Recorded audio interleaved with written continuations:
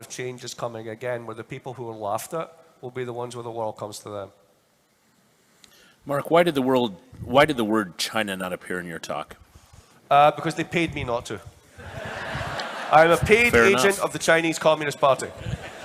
Well, it depends how you handle it. I mean, look, so here's my shtick on China. They're back. If you ever get a chance to go to Shanghai, go to the Chinese Museum, the Shanghai Museum of Urban Planning. I think they call it that to make sure you don't go. But when you go in, it's kind of a car park. It's like a square Guggenheim, so rather than being round, right, with paintings, it's square. And you go in, and the first one, it's all calligraphy.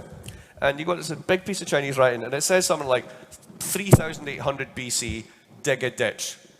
And you go along like a few feet, and there's another big bit of calligraphy, and the translation at the bottom. And while you're at it, clean up the trash. And then you go along, it's another 100 years, and it says, and while you're at it, get that rowdy lord from down the stairs and put them in jail. And you go along, and it says, and then put in street lights, right? And then by the time, you go up, and it's like, by the time that my people were running around painting themselves blue and eating each other, right? They're like, oh, we need to figure out a public education system. We're going to allot this much of the budget for doing this, and blah, blah, blah. And it's like, this is like, year zero for us, right? The beginning of the age of Christ, right? So what you do is you walk up, and you go, holy crap, these guys have been around for a long time. And what you're also getting as a message, this is the Chinese state. This is what we do.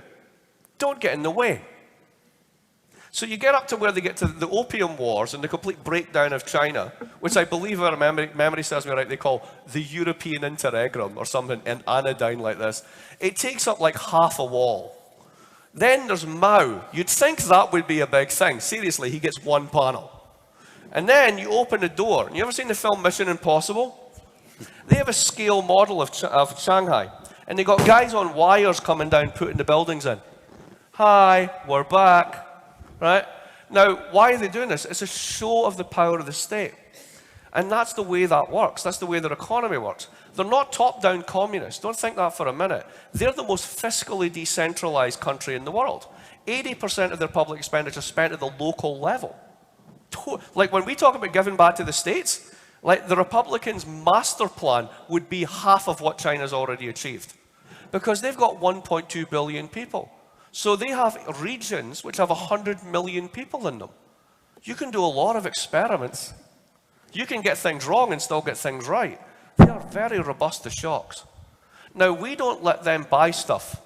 We have a thing called the National Security Foreign Investment Act of 2007. They can't buy guns, can't buy tech, can't buy pharma. Go away. So we sell them stuff, they sell it through a Walmart, they get dollars, we make them buy treasury bills. They're fed up doing that, they're not stupid. So they've got this project called One Belt, One Road. If we're not allowing them to buy assets here, they will go form assets elsewhere. They're investing $40 billion in ports in Pakistan. They've already built a railway that stretches right across Transcaucasia. You can bet that those nice compliant governments in Tajikistan, Kazakhstan, and the rest of it will make sure that nobody ever buys anything near that railway line. You'll bet that that railway line will be moving freight trains at 300 miles an hour while we're still dealing with a cellar. And on those freight trains will be all the goods that Europe can possibly want to consume. They'll just bypass us.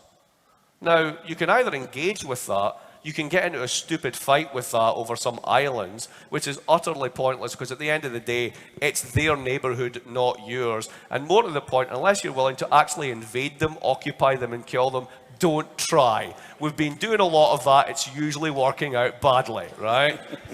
So they're just going to bypass us and do the thing. You can either engage with that and sort our own house out as the most powerful country in the world, as the richest country in the world.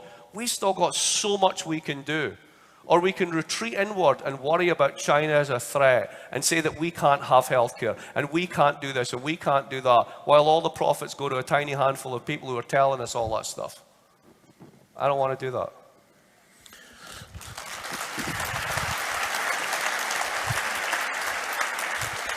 Do you believe there is a tech bubble or entrepreneurial facade that promotes a false sense and lack of genuine